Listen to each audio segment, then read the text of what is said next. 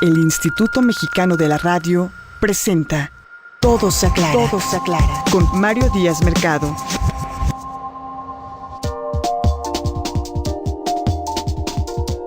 Amigos, ¿cómo están ustedes? Sean bienvenidos a un programa más de Todo se aclara. Si ustedes escucharon el programa la semana anterior, recordarán que el tema es la isla de Clipperton, la isla de la pasión, porque, bueno, mucho de lo que ocurre ahí tiene que ver con la pasión vista desde diferentes ángulos, porque la pasión puede ser de muchas formas. Clipperton, una historia de honor y gloria, que es un libro que escribe Gabriela Guzmán Arnaud, ella firma como Gabriela Arnaud, bisnieta del capitán Ramón Arnaud Vignon, que fue el militar encargado por el gobierno de Porfirio Díaz para ir a la isla como encargado, como supervisor, pero después como gobernador de esta isla mexicana y para asentar que era mexicana. Gabriela, muchas gracias por estar nuevamente con nosotros. Gracias a ti, Mario. Bueno, pues ya podemos saltar ahora a la época de 1906. Así es. Sí, porque ya vimos los antecedentes, como fue una fragata allá y salieron quienes estaban trabajando ahí para una compañía de guanos de manera subrepticia y no del todo ni legal ni legítima. ¿Y qué sucede? Pues ante toda la situación que hablamos anteriormente, el presidente Porfirio Díaz decide que es importante que haya una presencia mexicana continua en la isla. Y entonces envía a un batallón formado por un capitán, que era mi bisabuelo, un teniente y 11 soldados. Pero era importante que estos no fueran solamente como militares, sino que llevaran a sus propias familias para vivir en la isla. O sea, que realmente en la isla se viviera como se vivía en cualquier otra parte del territorio mexicano. Claro, porque no era fácil decir, ay, me da el fin de semana, voy a ver a mi familia y regreso, porque bueno, hay que ver que la isla de Clipperton está en kilómetros, a más de 1,000 kilómetros del punto más cercano del continente. Que es Acapulco. Que es Acapulco. Sí. Entonces, pues, tendrían que irse y, pues bueno, con sus familias para poder llevar una vida normal. Digamos. Claro. Además, estamos hablando de una época en que las comunicaciones, lógicamente, no son como las actuales, ¿verdad? Y el barco mexicano iba alrededor de cada 3 meses, cada 4 meses, iba a llevarles víveres. Creo que aquí es importante hacer un paréntesis para comentarte que la isla de Clipperton no se puede cultivar absolutamente nada, porque no hay tierra, lo único que hay es arena de mar, entonces no se puede cultivar nada. No sean cocos. Fíjate que los cocos, de hecho, también fueron 6 cocoteros, fueron llevados también por mi bisabuelo con tierra mexicana y sembrados ahí específicamente, porque no es que hayan estado ahí de manera natural, ¿no? Claro, porque además los cangrejos se comen todo y no dejan que nada crezca. La isla está cubierta por los cangrejos rojos y está llena de las aves marinas llamados pájaros bobos, que son las que hacían el guano, ¿no? Y para de contar, o sea, en cuanto a pesca sí hay toda la que te puedas imaginar, pero lógicamente no tenían verdura, no tenían fruta, nada de esto, porque esto no se podía cultivar, ¿no? Vitamina C era importantísimo. Indispensable. Claro, para prevenir el escorbuto. Para prevenir, que fue lo que muchos marineros en la época de la colonia sufrieron y por lo que murieron. Exactamente. Bien. Otra cosa, para que tengamos una idea más o menos la distancia que puede haber entre la costa continental de México y la isla, imaginémonos que es todavía más larga que la distancia que hay de Veracruz a Acapulco, es decir, atravesando desde un puerto a otro. Bueno, pues es todavía mayor la distancia. Si en el siglo XIX todavía en carreta se llegaba a hacer entre 3 días y hasta una semana en recorrer de México a Veracruz, imagínense ustedes en barco, en la época también de Acapulco a la isla de Clipperton. Era verdaderamente una odisea. Sí, más de una semana en barco. Ya. ¿Sí? Y bueno, entonces el capitán Arnaud, junto con 11 soldados y algunos oficiales, y las familias se van a Clipperton y se establecen. Claro, en 1906, que es cuando él va por primera vez, ya había un grupo de soldados anteriormente que habían ido bajo las órdenes del coronel Ábalos. El coronel Ábalos era, sin embargo, una persona pues ya de edad, que no tenía intenciones de quedarse a vivir en Clipperton. No podría sobrevivir.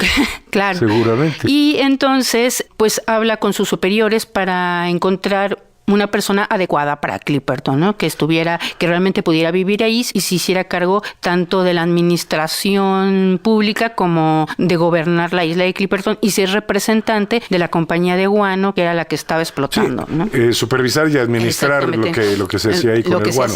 Entonces, pues deciden hablarle a mi bisabuelo, que no era capitán en ese momento, era subteniente en ese momento. Le llaman Ábalos, le comenta que la razón por la que se le elige a él es primero precisamente porque es hijo de franceses. El idioma francés lo habla con toda naturalidad, es su idioma materno. Ajá. También habla y entiende perfectamente el idioma inglés, que también era muy importante porque la compañía era británica. Y entonces esto es importante, que él pueda dominar estos dos idiomas para tener comunicación con los ingleses, y el francés por aquello de que estaban en disputa con Francia y que fuera a ser necesario, indispensable en un momento dado, ¿no? Y además, pues que conocía lógicamente la idiosincrasia francesa, ¿no? Entonces, él en aquel entonces tiene 27 años, va por primera vez en 1906 a la isla con el coronel Ábalos, y estando ahí resulta que reciben otro barco mexicano, llega y les dice que no se puede quedar ahí, que tiene que regresar inmediatamente a México, porque el mismo Porfirio Díaz necesita hablar con ambas personas, ¿no? Tanto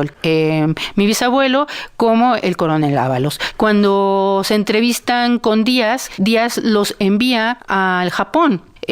Nosotros decimos que fue algo secreto. Una misión secreta. Una misión secreta porque nunca, realmente no está ni escrito en ninguna parte, y él mismo, bisabuelo, nunca se lo quiso contar ni siquiera a su propia esposa. Entonces nadie sabe realmente a qué fueron a Japón. Sin embargo, y esto ya que no fueron a comer sushi. Claro, ¿verdad? Esto es una observación personal mía en la cual queremos la familia deducir que lo que sucede es que era muy importante para Díaz la relación que podía tener con el Japón, que era un país emergente, que empezaba a tener mucha importancia a nivel mundial, y incluso Díaz había mandado a su propio hijo a que fuera embajador de México en Japón. Entonces suponemos que alguna cuestión de tipo económico, político, fue la que fueron a tratar al Japón. ¿O político-militar? Exactamente. No supimos qué pasó, pero estuvieron varios meses en el Japón, y cuando volvieron, pues él vuelve con una mentalidad cambiada sobre Clipperton. ¿Qué quiero decir esto? Que al principio él no estaba muy convencido de ir a Clipperton, ¿no? Él decía, porque además tenía una novia, quería casarse, claro, y tener su familia. Y normal. Además quería seguir desarrollando su carrera militar en México, y él pensaba que casi lo estaban mandando como de castigo, ¿no? A un lugar pues allá alejado, inhóspito, ¿no? Y al principio él no le había hecho mucha gracia el asunto. Sin embargo, cuando vuelve de Japón, vuelve con una idea totalmente distinta. Él cree en Clipperton y quiere ir a Clipperton, ¿no? Y entonces se va a Clipperton y empieza a hacer una serie de mejoras, incluso por la gente que vivía en Clipperton, ¿no? Antes vivían en chozas de madera que los huracanes se las llevaban continuamente y había que estarlas rehaciendo, y él intenta pues ya hacer construcciones bien más sólidas, e intenta que la gente que vive en Clipperton también viva de una manera pues con una calidad de vida mejor a la que habían estado llevando hasta el momento, ¿no? Y después, para 1908, en uno de los viajes que realiza a México, pues él se va a Orizaba, que era su ciudad natal y donde estaba su novia, que era Alicia Rovira. Descendiente de catalanes. Exactamente, descendiente de catalanes, y pues pide su mano para casarse con ella, y es así como en 1908 ellos se casan y ya regresan casados a la isla de Clipperton, a empezar a vivir pues ya como una isla que sirvió de luna de miel, pero quién sabe qué tanta miel. Al principio sí, al principio dicen que sí había mucha miel. De hecho, ella era una chica de 20 años de edad, una chica muy jovencita, y lógicamente imagino yo que con grandes ilusiones porque aquello funcionara bien, ¿no? Y porque las cosas, además, según cuenta mi abuelo, era una mujer alegre, una mujer que le gustaba la música, que tocaba el piano. Entonces intentaba hacer veladas, tertulias muy de la época del porfirismo, ¿verdad? Donde se cantaba, se bailaba, se leían poemas, ¿no? Ellos intentaban hacer la vida de México, llevarla a Clipperton, ¿no? Muy bien. Entonces, los primeros años fueron así. El barco mexicano iba a Clipperton con regularidad, les llevaba víveres, vivían bien. iban también con regularidad a México, ¿no? Sí. Estamos hablando ahorita ya de 1908. 9, ya 8, 9. Sí. Y es en 1909 cuando Alicia pues queda embarazada y nace en la isla de Clipperton, su primer hijo, que es mi abuelo Ramón Arnaud Rovira. Y nace en Clipperton a pesar de que el padre, o sea, el capitán Arnaud, quería que naciera en continente y que fuera con un médico y con todo lo que se pudiera.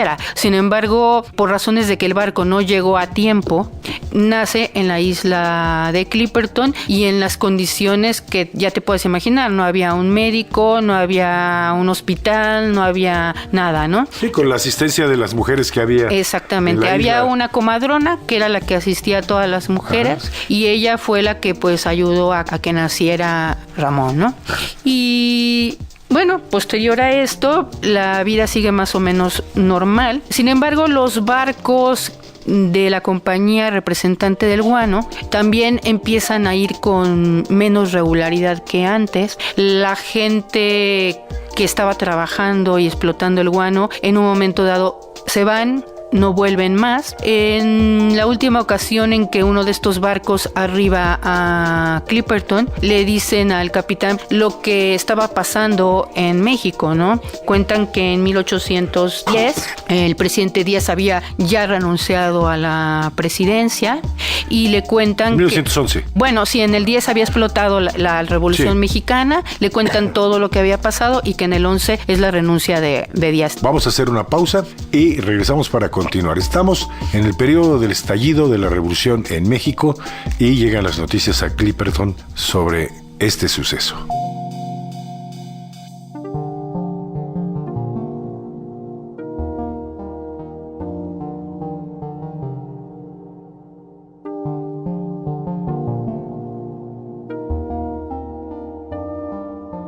Correo electrónico todoseaclara@imer.com.mx. Contáctanos en los teléfonos 5604-7926 y 5604-8229. Usted escucha Todo se aclara con Mario Díaz Mercado. Esto es Todo se aclara con Mario Díaz Mercado. Bueno, pues continuamos con esta historia de la isla de Clipperton. Estamos en 1911. El capitán Arnaud se entera que en México ha estallado la revolución y que Díaz ha renunciado para irse, ¿a dónde creen ustedes? Pues precisamente a Francia. Y antes de irse, y esto lo consigna Miguel González Avelar en Clipperton, la isla mexicana, firma los acuerdos para que el rey Víctor Manuel III de Italia sea el árbitro en el diferendo con Francia sobre la propiedad de Clipperton. Es un Víctor Manuel que había tenido pues cierto prestigio de haber también sido árbitro en otros problemas y que tachaban de justo, pero las cosas habían cambiado. Recuerden, poco tiempo falta para que Mussolini se convierta en uno de los funcionarios más influyentes dentro del gobierno de Italia y con Víctor Manuel al frente precisamente del gobierno del Estado de Italia. Muy bien, pues entonces, te decía yo, los barcos de la compañía de guano ya no vuelven más. Uh-huh. Y en 1911, ya Díaz ya se había ido, ellos viajan a México porque lógicamente él quiere recibir órdenes de quien esté al frente, que era Madero, y saber qué va a pasar con Clipperton, y realmente cuál va a ser la visión de este nuevo gobierno con respecto a la isla de Clipperton, ¿no? Viajan entonces a México y en la ciudad de Orizaba nace su segunda hija, que llaman Alicia, y se pone en contacto con sus superiores y le dicen que el presidente Madero está de acuerdo que se siga manteniendo la soberanía de Clipperton, por lo tanto él tiene que volver a Clipperton y seguir adelante con lo que se había estado haciendo hasta el momento, ¿no? Y entonces es así que regresan nuevamente a Clipperton y de hecho los barcos mexicanos siguen yendo a Clipperton, aunque no con la frecuencia anterior. Ahora a lo mejor tardaban 5 meses, 6 meses en ir un barco mexicano con provisiones, con alimentos y con todo lo que se necesitaba. Para 1913 ellos vuelven a la Ciudad de México y se encuentran que lógicamente ya hay un nuevo gobierno. De hecho, viven en la Ciudad de México la decena trágica. Estos 10 días terribles que vive la Ciudad de México. Tardan mucho aquí en la Ciudad de México. Varios meses están aquí. Él está con la idea nuevamente de hablar con sus superiores sobre Clipperton. Él también estaba preocupado por lo que pasaba en México, ¿no? Y le angustiaba estar en Clipperton sin poder realmente participar también en ayudar de alguna manera al ejército mexicano, ¿no? Uh-huh.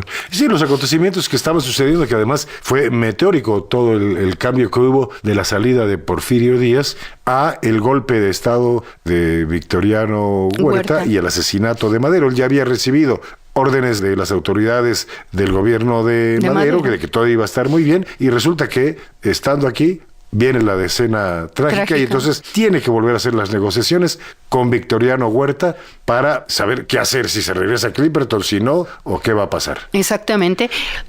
Bueno, pasa la decena trágica y tras esto logra ponerse en contacto con las autoridades de Marina, que le dicen que Victoriano Huerta está de acuerdo en que nuevamente se vaya a Clipperton y se siga pues fomentando todo lo necesario para conservar la soberanía de Clipperton, ¿no? Ajá. Por lo tanto, le piden que nuevamente se regrese, le dicen que a pesar de la situación tan convulsa que se está viviendo en la República Mexicana, el gobierno de Huerta promete que va a haber un barco dedicado exclusivamente para llevar víveres a Clipperton y que, bueno, pues que todo siga adelante, ¿no? Que él se vaya y que no se preocupe, va a haber soldados que van a estar, pues para que se vayan renovando también los soldados, porque en Clipperton no pueden estar más de un año, porque realmente la tensión en la que esta gente vivía era muy grande, ¿no? Y entonces se renovaban el grupo de soldados. Se iban rolando, digamos. Sí. Uh-huh. Todo esto se lo promete el gobierno de Huerta y él entonces inclusive le dan el ascenso, ahí es el momento en que le dan el ascenso a capitán segundo. Supongo yo que como un premio, ¿verdad? A decirle, bueno, tú sigue en Clipperton, tú sigue ayudándonos y apoyándonos. Como para alentarlo a que se regresara, ¿no? Exactamente, ¿no? Ya. Vamos a recordar aquí que sigue en manos de Víctor Manuel III de Italia el asunto del arbitraje para saber de quién es la isla de Clipperton. Y Víctor Manuel III, no obstante que esto data de 1911, cuando se empieza a integrar todo este expediente y cae en manos de Víctor Manuel III. Estamos hablando ahorita de ¿qué año? Ahora estamos hablando de 1913, bueno, sí, 1914. Están 2 años y todavía no pasa nada, y pasará todavía mucho tiempo más antes de que se sepa la resolución del arbitraje. Así es. Yo creo que es importante ir observando esto, ¿no? Exactamente, sí, tener en cuenta que a pesar de la Revolución Mexicana, el gobierno mexicano sigue haciendo todo lo necesario por que el arbitraje siga adelante, ¿no? Ajá. Y que se reconozca que Clipperton es una isla mexicana. Claro. Pues es entonces en 1914 cuando vuelven nuevamente a Clipperton todos ellos. Y resulta que unos meses después de que habían vuelto a Clipperton, hay un fuerte huracán. Yo ya te comenté y repito, allá los huracanes son cosa casi de todos los días. La zona geográfica en la que está ubicada la isla de Clipperton hace que converjan ahí pues una serie de acontecimientos meteorológicos, y esto lo que forma es que es ahí donde se forman los huracanes. Entonces hay muchísimo huracán, muchísimo mal tiempo de este tipo en Clipperton. Entonces sucede... Y además la precipitación pluvial también es enorme. Llueve casi todo el tiempo. Más que incluso en las zonas tropicales más húmedas del continente, exactamente, de la parte continental de México. Allá llueve muchísimo.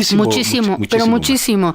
De hecho, gracias a eso, ellos tienen agua para beber. porque ellos recolectan el agua de lluvia, que es la que utilizan para beber y para bañarse, para no utilizar el agua de mar, ¿no? Que lógicamente no es ni para beber, ni serviría ni para ducharse, ni para nada, ¿no? Bueno, pues volviendo al tema, en 1914 ellos vuelven y unos meses después naufraga una goleta con bandera norteamericana, pero que venía ocupada por holandeses, que se llama el Nokomis. Ellos les ayudan, lógicamente, a que se salven y se salvan 12 personas de esta fragata. Esas 12 personas, lógicamente, empiezan a tener que convivir con ellos y empiezan a tener que comer los alimentos que había en Clipperton, ¿no? Por lo tanto, las reservas disminuyen de alimentos, de víveres. Claro, los tienen que racionalizar, ¿no? Y así pasan unos meses con la idea y la esperanza de que el barco mexicano pues no tardaría en volver a Clipperton y nuevamente les surtiría lo necesario y a todas estas personas las llevaría a continente, ¿no? Sin embargo, se dan cuenta que empiezan a pasar más meses de lo que normalmente había pasado, ¿no? Porque además ignoraban lo que estaba pasando en México. Es decir, paralelamente, ¿qué estaba sucediendo en el país? Bueno, pues era la revuelta contra Huerta, precisamente. Y la intervención de los Estados Unidos, que está ya a un paso de suceder. Exactamente, sí. De hecho, en 1914 es cuando se da la invasión de Estados Unidos a México, ¿no? Así es. Además, y esto para forzar al gobierno de Huerta a renunciar. A renunciar, exactamente. Y además, habíamos dicho que Huerta había nombrado un barco mexicano para que fuera a Clipperton. Que era el Tampico. El Tampico. Pero resulta que el Tampico se vuelve en contra de Huerta, o sea, se pasa del otro bando y entonces resulta que tienen una lucha ahí entre dos navíos mexicanos y el otro navío acaba hundiendo al Tampico. Por lo tanto, ya no hay barco que vaya a Clipperton. Y en Clipperton, mientras tanto, aunque no se morían de hambre, pues sí les hacía falta muchísimos elementos, entre otros la vitamina C para el escorbuto, para evitar el escorbuto, pero de hambre no se moría porque tenían peces, tenían huevos de las aves que depositaban ahí, había algunos cocos, bueno, más o menos ahí podían irla sobrellevando para evitar el escorbuto con el agua de coco, pero no era suficiente. No era suficiente, eran muy pocos cocos y cuenta mi abuelo que inclusive a los cocos les quitaban el cascaroncito ese blanco que tienen por dentro, la carnita, ¿verdad? La quitaban y la hervían para hacer té de eso, ¿verdad? Para repartirlo pues entre la mayor parte posible. Lógicamente se los daban principalmente a las mujeres y a los niños y los que más morían eran los hombres, fueron los que más murieron del escorbuto, ¿no? Pues ante esta situación, la gente del Nokomis decide que ha llegado el momento de hacer algo y entonces tienen una pequeña lancha que habían rescatado del barco y en esa lancha deciden ir 4 hombres hasta Acapulco. Lógicamente aquello era la misión imposible porque en una pequeña lancha a remo y en un mar tan bravío y pues, 1000 kilómetros. Y 1000 kilómetros, bueno, pues les dan agua, les dan alimentos, les dan lo que pueden y estos hombres se lanzan al mar. Es así como 16 días después llegan al puerto de Acapulco. De los 4 que iban solamente llegan 3. Y se encuentran anclado en la bahía de Acapulco a un barco de marina de guerra norteamericano, que es el Cleveland se llamaba. Y a este es al que le piden auxilio. El capitán Williams, que es el capitán del Cleveland, los auxilia, escucha la historia que le cuentan y entonces decide ir hasta Clipperton para auxiliar a la gente del Nokomis. Bueno, pues hasta aquí nos quedamos con esta historia que yo espero que a ustedes les esté resultando interesante, porque ahora en el siguiente programa es la parte ya de la vida en Clipperton, cómo sucede y empieza lo verdaderamente trágico y dramático, no solamente de la familia Arnault, sino de todos los soldados y algunos de los cuales, como decía bien Gabriel Arnault, han muerto de escorbuto y niños incluso de enfermedades, pero vamos al otro programa. Ojalá que ustedes nos acompañen. Hasta la próxima.